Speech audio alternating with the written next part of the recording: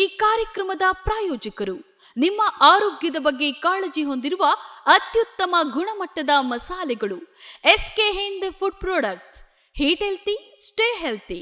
ದೇಹಕ್ಕೆ ಆರೋಗ್ಯ, ಮನಸ್ಸಿಗೆ ಉಲ್ಲಾಸ ನೀಡಬಲ್ಲ ಹನಾಪಾನೀಯಗಳು, ನೈಸರ್ಗಿಕ ಶಕ್ತಿ, ಸರಿ ಸಾಟಿ ಇಲ್ಲದ ರುಚಿ. ಪ್ರೈಮ್ ನ್ಯೂಸ್ಗೆ ಸ್ವಾಗತ. ನಾನು ಪವಿತ್ರ ಗೌಡ. ಮೊದಲಿಗೆ ಹೆಡ್ಲೈನ್ಸ್. ಸಿಎಂ ಡಿಸಿಎಂ ಹುದ್ದೆ ವಿವಾದದ ಹಿಂದೆ ಬಿಜೆಪಿಯವರ ಕೈವಾಡ ಆರೋಪ. ಡಿಸಿಎಂ ಕೂಗಿನ ಹಿಂದೆ ಬಿಜೆಪಿಯಲ್ಲ, ಸಿಎಂ ಸಿದ್ದರಾಮಯ್ಯ ಪಾತ್ರವಿದೆ. ಪ್ರಹ್ಲಾದ್ ಜೋಶಿ ಸ್ಪಷ್ಟನೆ. ಯಾರಿಗೆ ಯಾವ ಸ್ಥಾನ ನೀಡಬೇಕೆಂಬುದು ಹೈಕಮಾಂಡ್ಗೆ ಗೊತ್ತಿದೆ, ಸರಿಯಾದ ಸಮಯದಲ್ಲಿ ಬದಲಾವಣೆ ಮಾಡ್ತಾರೆ. ಗೃಹ ಸಚಿವ ಡಾಕ್ಟರ್ ಜಿ ಪರಮೇಶ್ವರ್ ಹೇಳಿಕೆ.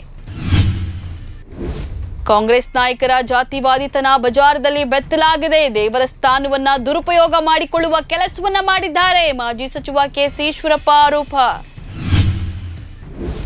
ವಿಶೇಷ ಸ್ಥಾನಮಾನ ಯಾರಿಂದಲೂ ತೆಗೆಯಲು ಸಾಧ್ಯವಿಲ್ಲ. 371 ವಿಶೇಷ ಸ್ಥಾನಮಾನಕ್ಕೆ ಧಕ್ಕೆ ತಂದ್ರೆ ಪ್ರತ್ಯೇಕ ರಾಜ್ಯವನ್ನ ಕೇಳ್ತೇವೆ.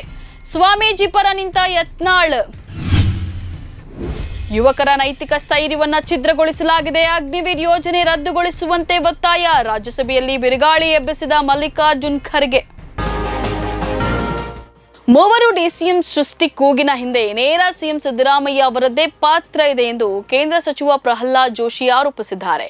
ಮಾಧ್ಯಮದವರೊಂದಿಗೆ ಮಾತನಾಡಿದ ಅವರು, ರಾಜ್ಯದಲ್ಲಿ ಸಿಎಂ ಡಿಸಿಎಂ ಹುದ್ದೆ ವಿವಾದದ ಹಿಂದೆ ಬಿಜೆಪಿಯವರ ಕೈವಾಡವಿದೆ ಎಂಬ ಆರೋಪವನ್ನ ತಳ್ಳಿಹಾಕಿದ್ದಾರೆ.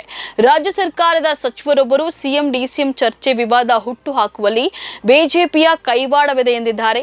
ಯಾವ ಆಧಾರವಿದೆ ಎಂದು ಪ್ರಶ್ನಿಸಿದ ಜೋಶಿ, ಇದು ಸತ್ಯಕ್ಕೆ ದೂರವಾದ ಸಂಗತಿ ಅಂತ ಹೇಳಿ ಸ್ಪಷ್ಟಪಡಿಸಿದ್ದಾರೆ. ಯಾವ ಸಮುದಾಯ ಪಕ್ಷದ ಜೊತೆ ಇದೆ, ಯಾವ ಸಮುದಾಯಕ್ಕೆ ಸ್ಥಾನ ನೀಡಬೇಕು ಎಂಬುದು ಹೈಕಮಾಂಡ್ಗೆ ಗೊತ್ತಿದೆ ಎಂದು ಗೃಹ ಸಚಿವ ಡಾಕ್ಟರ್ ಜಿ ಪರಮೇಶ್ವರ್ ಹೇಳಿದ್ದಾರೆ. ಸುದ್ದಿಗಾರರೊಂದಿಗೆ ಮಾತನಾಡಿದ ಅವರು, ಕೆಪಿಸಿಸಿ ಅಧ್ಯಕ್ಷರ ಆಯ್ಕೆ ಸಂದರ್ಭದಲ್ಲಿ ನಮ್ಮ ಪರ ನಿಲ್ಲುವ ಸಮುದಾಯ ಯಾವುದೆಂದು ನೋಡಿ ಹೈಕಮಾಂಡ್ ನಿರ್ಧಾರ ಮಾಡಲಿದೆ. ಅಲ್ಲದೆ ಬೇರೆ ಬೇರೆ ಸಮುದಾಯದವರು ಸ್ಥಾನಕ್ಕೆ ಬೇಡಿಕೆ ಇಡುವುದು ತಪ್ಪಲ್ಲ ಅಂತ ಹೇಳಿದ್ದಾರೆ. ಡಿಕೆ ಶಿವಕುಮಾರ್ ಅವರು 2 ಪ್ರಮುಖ ಖಾತೆಗಳನ್ನು ಹೊಂದಿದ್ದಾರೆ. ಅದಕ್ಕೆ ಹೆಚ್ಚಿನ ಆದ್ಯತೆಯನ್ನು ನೀಡಬೇಕು. ಅದರ ಜೊತೆಗೆ ಕೆಪಿಸಿಸಿ ಅಧ್ಯಕ್ಷರಾಗಿಯೂ ಗಮನ ಕೊಡಬೇಕು. ಅಲ್ಲದೆ 2 ಹುದ್ದೆಗಳನ್ನು ನಿಭಾಯಿಸುವುದು ಕಷ್ಟ ಎಂಬುದು ಡಿಕೆ ಶಿವಕುಮಾರ್ಗೆ ಗೊತ್ತು. ಹಾಗಾಗಿ ಹೈಕಮಾಂಡ್ ಸರಿಯಾದ ಸಮಯದಲ್ಲಿ ಬದಲಾವಣೆ ಮಾಡ್ತಾರೆ ಎಂಬುದು ಅವರಿಗೆ ಗೊತ್ತು ಅಂತ ಹೇಳಿ ತಿಳಿಸಿದ್ದಾರೆ.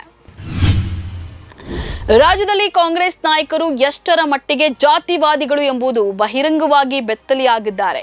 ಮಠಾಧಿಪತಿಗಳಿಗೆ ದೇವರ ಸ್ಥಾನ ಕೊಟ್ಟಿದ್ದೇವೆ, ಆದರೆ ಕಾಂಗ್ರೆಸ್ಸಿಗರು ದೇವರ ಸ್ಥಾನವನ್ನ ದುರುಪಯೋಗ ಮಾಡಿಕೊಳ್ಳುವ ಕೆಲಸವನ್ನ ಮಾಡಿದ್ದಾರೆ ಎಂದು ಮಾಜಿ ಸಚಿವ ಕೆಸಿ ಈಶ್ವರಪ್ಪ ಟೀಕೆ ಮಾಡಿದ್ದಾರೆ. ಇದು ಕಾಂಗ್ರೆಸ್ ಪಕ್ಷದ ಆಂತರಿಕ ವಿಚಾರ. ಬಿಜೆಪಿ ಸೇರಿದಂತೆ ಯಾವ ಪಕ್ಷ ಇದರಲ್ಲಿ ತಲೆ ಹಾಕಲು ಬರೋದಿಲ್ಲ. 4 ಗೋಡೆಗಳ ಮಧ್ಯೆ ಕುಳಿತು ಏನ್ ಬೇಕಾದ್ರೂ ಮಾಡ್ಕೊಳ್ಳಿ. ಸಂವಿಧಾನದಲ್ಲಿ ಒಂದೇ ಸಿಎಂ ಸ್ಥಾನಕ್ಕೆ ಅವಕಾಶವಿದೆ. ಮುಖ್ಯಮಂತ್ರಿ ಸ್ಥಾನದ ನಂತರ ಎಷ್ಟು ಉಪಮುಖ್ಯಮಂತ್ರಿ ಬೇಕಾದ್ರೂ ಮಾಡ್ಕೊಳ್ಳಿ. ಇಂತಹ ಕೆಟ್ಟ ಸರ್ಕಾರ ಸ್ವಾತಂತ್ರ್ಯ ನಂತರ ಬಂದಿಲ್ಲ. ನಿಮ್ಮ ಪಕ್ಷದ ಸಭೆ ಕರೆದು ತೀರ್ಮಾನ ತೆಗೆದುಕೊಳ್ಳಿ ಅಂತ ಹೇಳಿ ಆಗ್ರಹಿಸಿದ್ದಾರೆ. ಕಲ್ಯಾಣ ಕರ್ನಾಟಕ ಭಾಗದ ಜನ ಸಾಕಷ್ಟು ತೊಂದರೆಯನ್ನು ಅನುಭವಿಸಿದ್ದಾರೆ. 371 ವಿಶೇಷ ಸ್ಥಾನಮಾನ ಯಾರಿಂದಲೂ ತೆಗೆಯಲು ಸಾಧ್ಯವಿಲ್ಲ.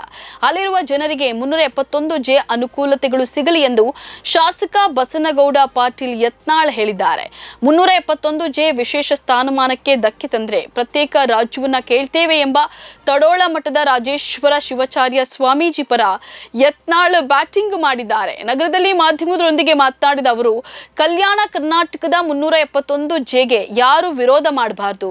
ನಿಜಾಮರು ತಮ್ಮ ಕಾಲದಲ್ಲಿ ಕಲ್ಯಾಣ ಕರ್ನಾಟಕ ಭಾಗದ ಹಿಂದೂ ದೇವಾಲಯಗಳನ್ನ ನಾಶ ಮಾಡಿದ್ದಾರೆ.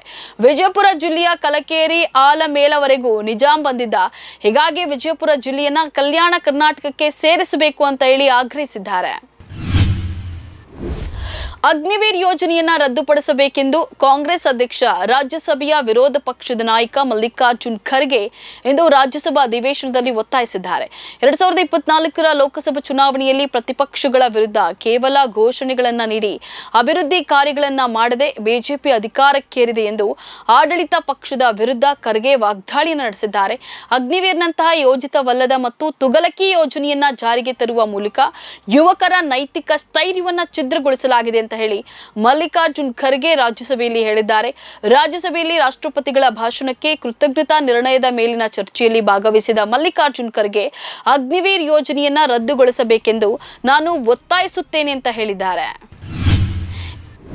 ಇವಿಷ್ಟು ಈ ಕ್ಷಣದ ನ್ಯೂಸ್ ಅಪ್ಡೇಟ್. ಸಮಾಜಕ್ಕಾಗಿ ನೋಡ್ತಾ ಇರಿ ಕನ್ನಡ 1 ನ್ಯೂಸ್. ನಮಸ್ಕಾರ.